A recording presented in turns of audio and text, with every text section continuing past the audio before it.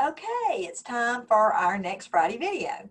All right, so what I'm going to do is I'm going to pull up a PowerPoint like I did last time, and I'm going to talk through it. So I hope you see from the pop test on Wednesday what I meant by you need to take notes when you're watching the videos. And it's going to be helpful. If it were me, I mean, at the top of the paper, I would write down, Friday, February 28th video. So that if I tell you on a pop test again to turn to, Friday's video from last week and copy down example 3, in your notes you have example 3 and you can copy it down, okay? And I might next time ask you to show all the work. So just make sure that you take notes on things, okay?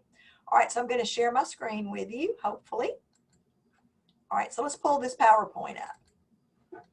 Okay, now this is going to talk about problem solving. So what I'm going to do is kind of talk you through some problems and kind of show you how I would attack them. Now something else I might ask you on your pop test, I might say, what are Polyer's 4 steps problem solving process? So list me Polyer's problem solving process. So remember, step 1 is you understand the problem. All right, so is there information missing? Do you have all that you need? Is there a word you don't understand? What does that word mean? What are you asked to find? Okay, so step 1 is to understand the problem.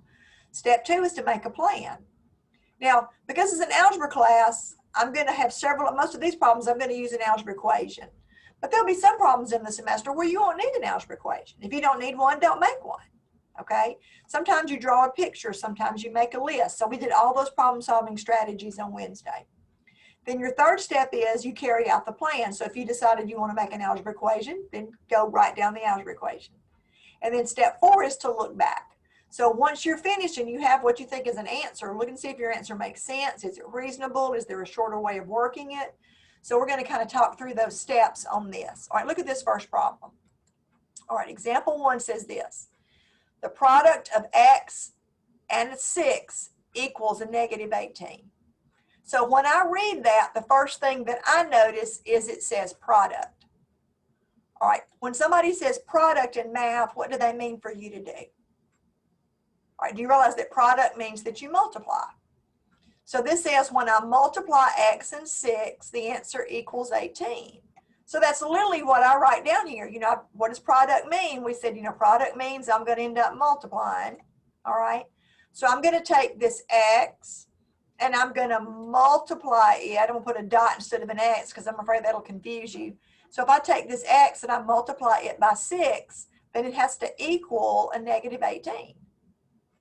Well, times, how do you write x times 6? Don't we normally write 6x in algebra? So I end up with this little equation right here, 6x equals 18. Well, now how do you get rid of the 6? That's right, you have to divide this side by 6, so you got to go over here and divide this side by 6. Well, 6 divided by 6 is 1, and 1 times 18, 1 times x is x, and 18 divided by 6 is 3.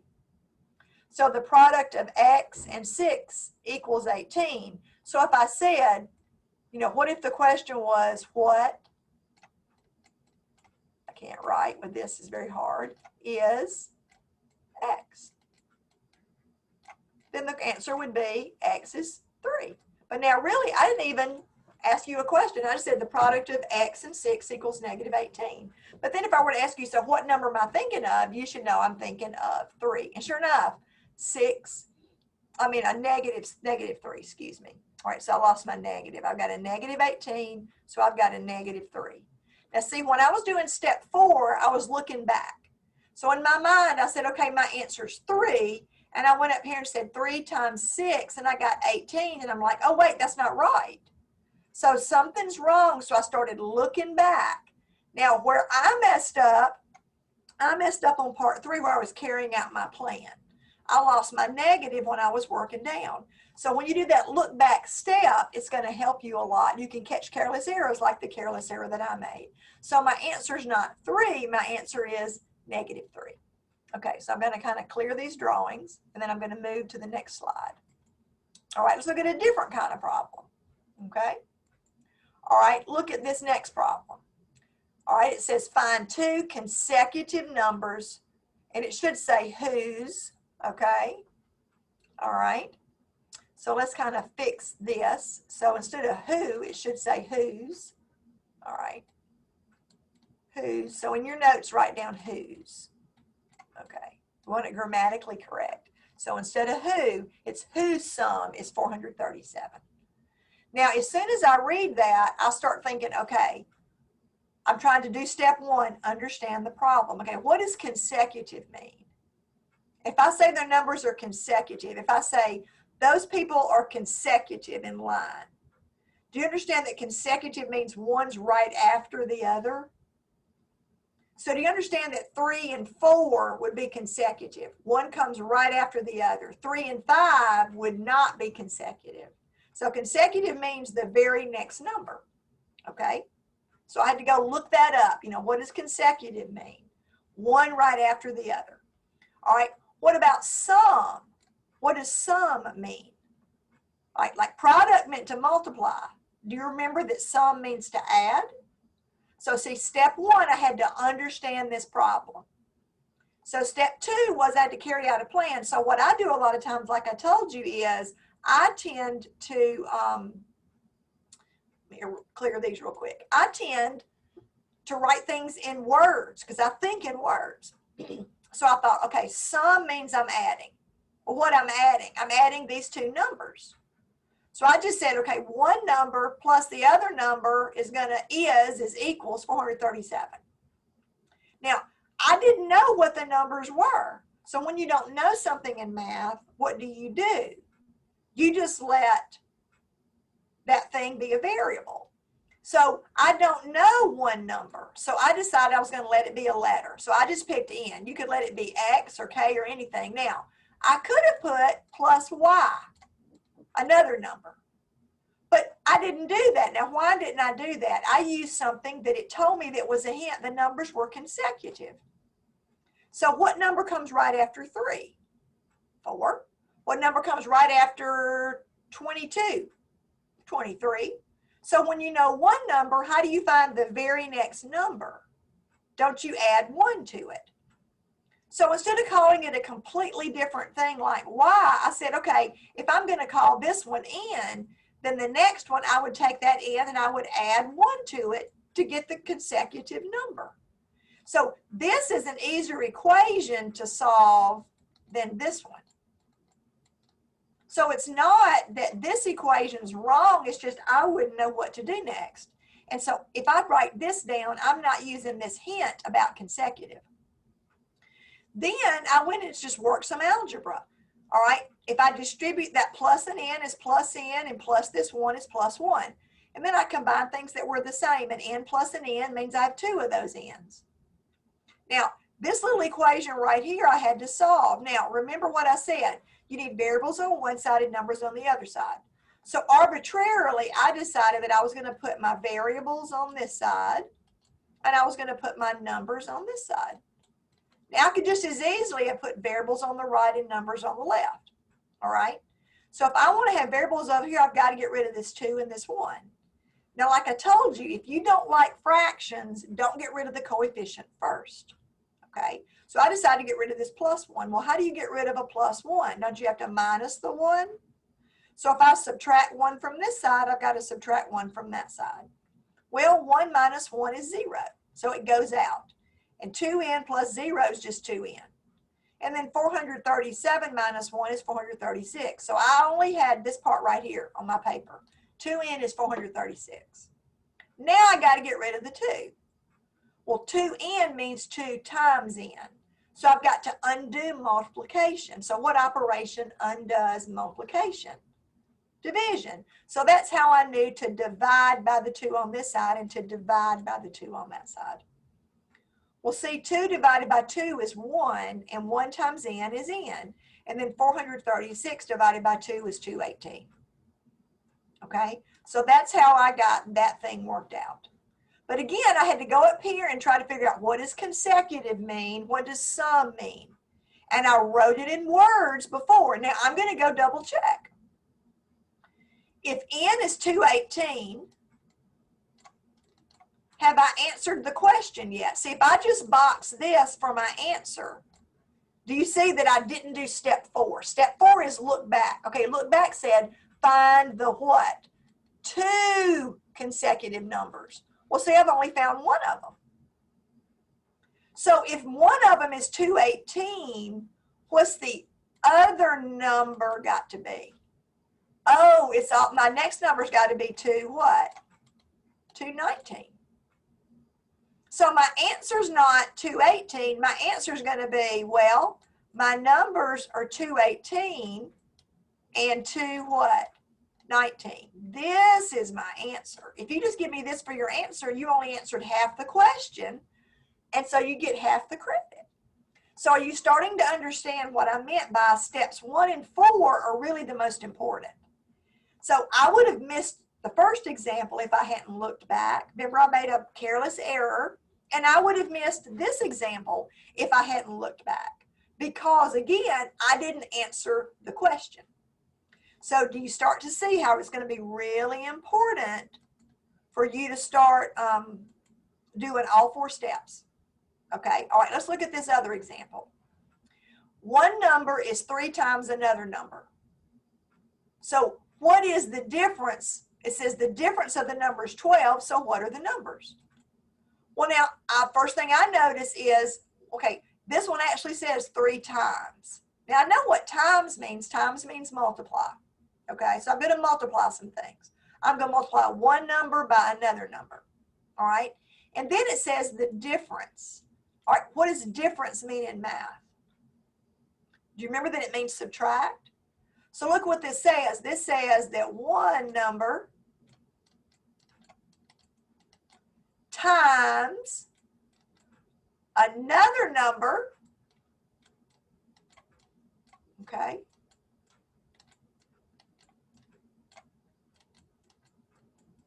is what?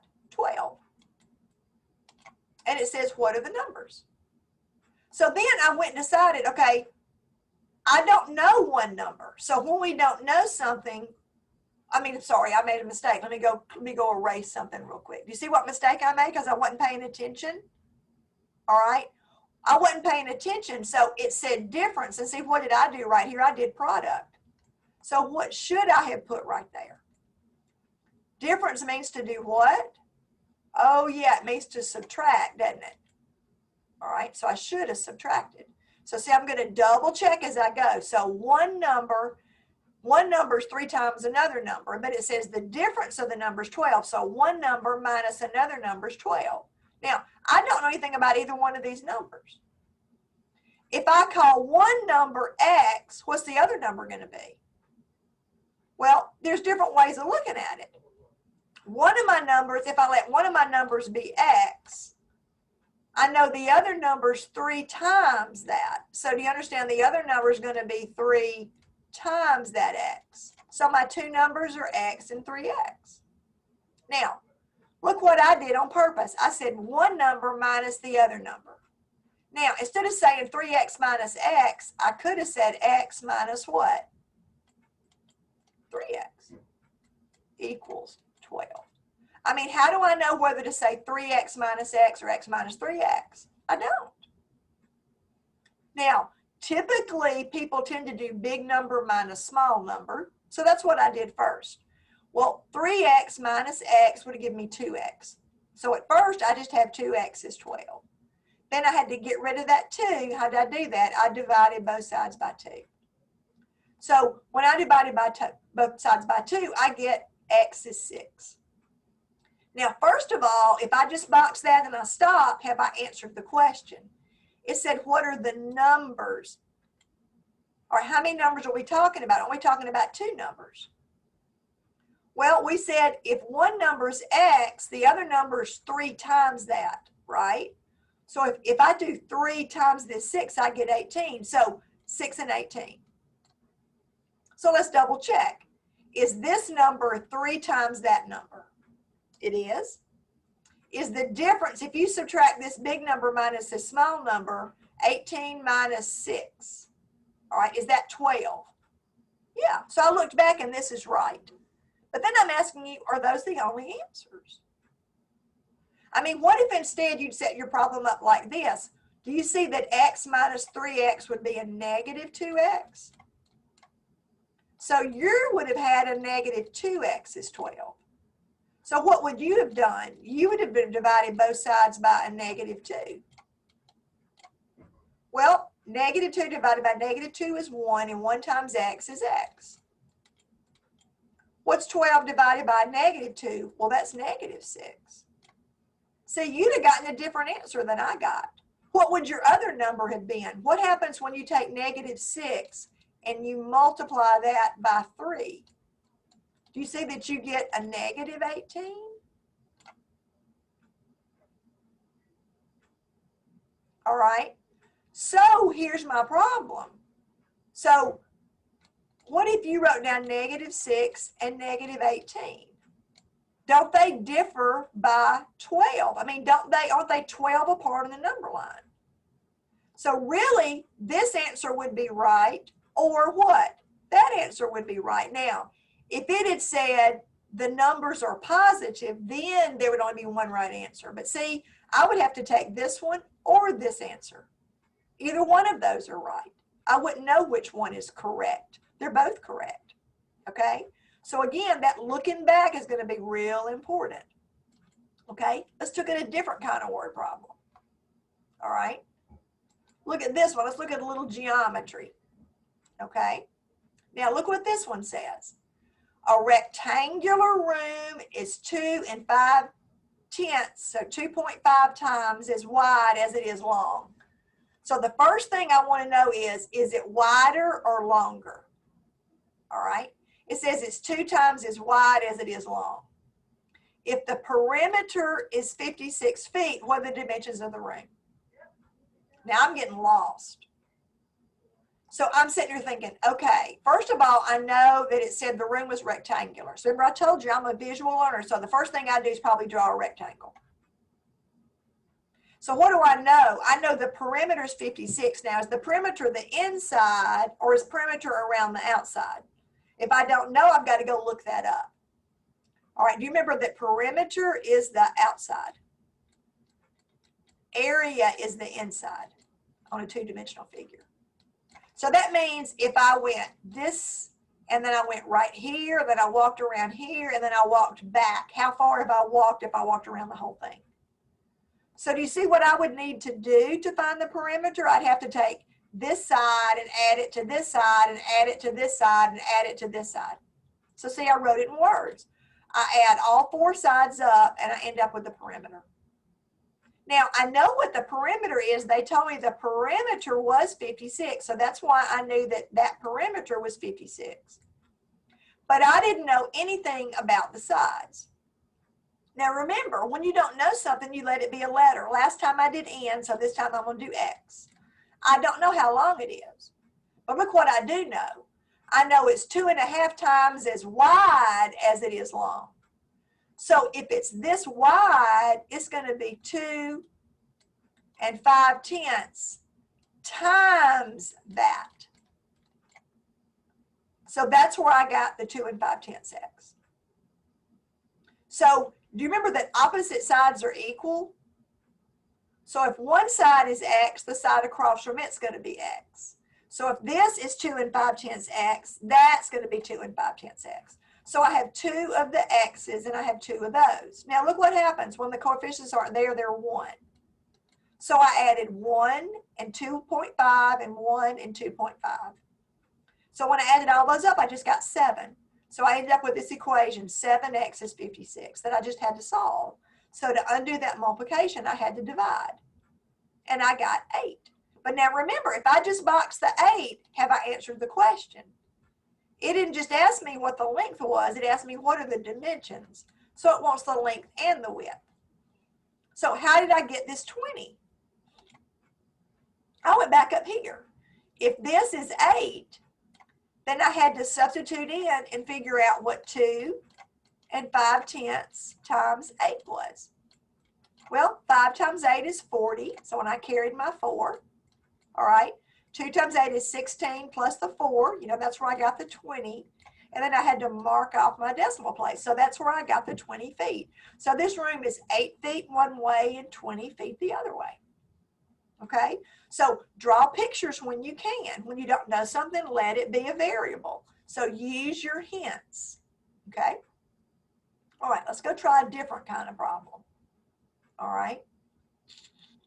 Okay. All right, so let's look at this one. Ratios, these problems end up a lot of times, like you're comparing things. Like it'd be problems like, if 5 apples feed 7 people, how many apples feed 10 people? It'll be like on a map, if an inch represents 2 miles on the map, then if these towns are 3 inches apart on the map, how far apart are they in real life? So with ratios, you're always comparing two things. So what you need to do is put one of those things over the other thing and make a ratio. Now, it doesn't matter which one you put on top. You just arbitrarily decide. But once you decide, you have to stick with your decision. And then you set one ratio equal to the other ratio and solve it. So look at this problem.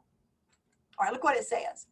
If a child that weighs 30 pounds needs 1 5/10 milligrams of a drug, how much of that same drug should be given to a child that weighs 40 pounds? Say I'm the nurse, okay? So I know that this particular medicine, if a child weighs 30 pounds, they need 1 5/10 milligrams of the drug. But my patient is a child, needs the same drug, but she weighs 40 pounds. Well, if I give a child the wrong dosage, I'm going to hurt that child. So I don't want you guessing like I need a little more, okay? So we're going to have to get exactly the right answer. So notice I'm comparing two things. Can you tell what two things I'm comparing? I'm comparing some kids' weights to how much drugs. So you might have said pounds to, you might have said, well, I'm thinking of it like pounds and I'm thinking about milligrams. Okay, that's cool. You might have different words. Now, it doesn't matter which one you put on top. I just arbitrarily put weight on top of drug. I could have put drug on top of weight. We're going to do that one in a second, okay? So notice what I know. I know that 30 pounds goes with 1 5/10 milligrams. That's got to be the same, so that's why there's an equal. Now, why did I put the 40 on top? Because the 40 was the child's weight, and I decided to put weight on top. So if I put weight on top on the left, I've got to put weight on top on the right. I don't know I don't know how much of the drug to give, so I put a question mark. Now, what happens when we don't know something? Don't we put a variable? Again, you could put N, you could put D for drug, you could put M for milligram. Then most people call this cross multiplying. So 30 times X is the same as 40 times 1 1/2. But I want you to notice I could have worked it the same way we talked about. If I want to get rid of that 1 5/10, do you understand that I could have multiplied both sides by 1 5/10? Then to get rid of the X, I've got to multiply both sides by X. So do you understand that this 1 5/10 and that 1 5/10 would have gone out and left me X times 30, just like I have there. And that X would have gone out and you'd have had the 40 and the 1 5/10 just like you do there. So the reason I'm showing you that is when you do what you think of as cross multiply, that's what you're really doing. That's why cross multiplying works. What you're really doing is the algebra we've been doing in class. Well, how do you write 30 times X? You write 30X. 40 times 1 1/2, you can do it by hand or your calculator is going to give you 60. So you end up with 30X is 60. How do you solve that? You had to divide both sides by 30, and that's where I got X is 2. But if I'm the nurse, don't tell me to give the kid 2 teaspoons, 2 pounds, 2 milligrams. I want this answer. Because again, I look back, how much of that drug should be given to the child? If you just tell me 2, I won't know what you mean. 2 milligrams should be given to the child. Now, instead of putting weight on top, what if you put the drug on top? So drug on top of weight. What if you had decided to do that? All right, do you understand that you would have had the 1 5/10 milligrams on top of the 30 pounds? That would have been the same. Now, where would the 40 go?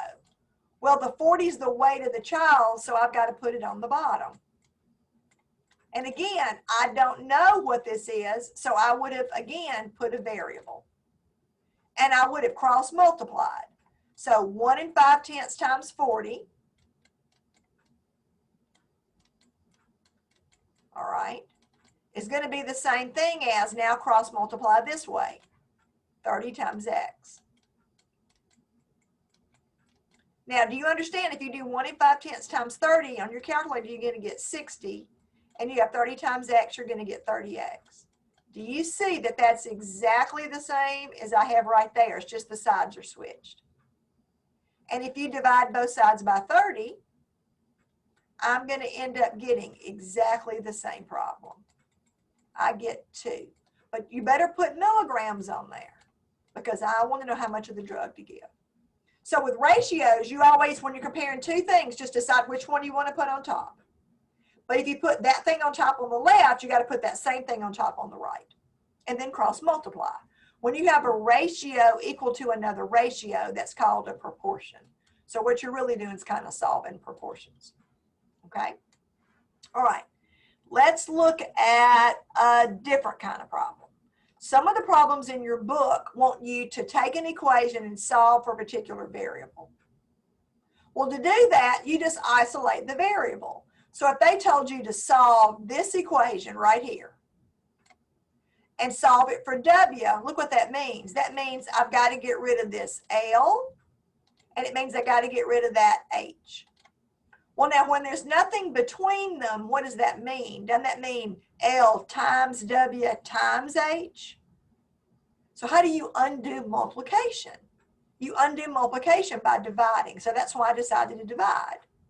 And I wanted to get rid of the L and H, so I divided both sides by L and H. Well, now look what happens. This L goes out, and that L goes out, and that H goes out, and that H goes out, and just leaves me W. So this would be my answer. W would be V divided by L times H. They're just trying to see if you can get a variable by itself. Okay, let's look at a different one. Okay, let's look at one that's a little more complicated, but not any harder. All right. Now, if you don't recognize it, all right, this happens to be the area formula for a trapezoid. These A and B are the bases, and this H is the height. So that would be like if you had a trapezoid over here. The bases are the parallel sides. Maybe you know that one's 4, and maybe you know that this thing, the H is the height. Maybe you know that this thing is like 10 centimeters high. And maybe you know it's 4 centimeters long, but you don't know how long that is. And so you want to figure out what this other base is. So you know one of the bases and one of the heights. So how do I solve this for B? Well, remember what we said, the variable that you're trying to solve for, you got to get by itself. So if I want to get this B by itself, do you understand I've got to get rid of this 1/2, I've got to get rid of that A, and I got to get rid of that H. Now, the order you do those doesn't really matter so much, but sometimes things make it easier. Most people don't like fractions. Well, then get rid of it first. Now, remember, this means 1/2 times this parenthesis times H. So I want to get rid of this 1/2. So I decided I could multiply both sides by 2. Because what's 2 times 1/2? Well, doesn't that go out to be a 1? 2 times 1/2 is 1. Well, 1 times this thing just leaves that. And then 2 times A is 2A. So I multiplied both sides by 2 to get rid of the fractions because I don't really care for fractions. All right. Well, now what about here? Well, that B's inside of a parenthesis. So I've got to get it outside of the parenthesis. So what I did was I multiplied it out. A times H is AH plus, and then B times H is BH.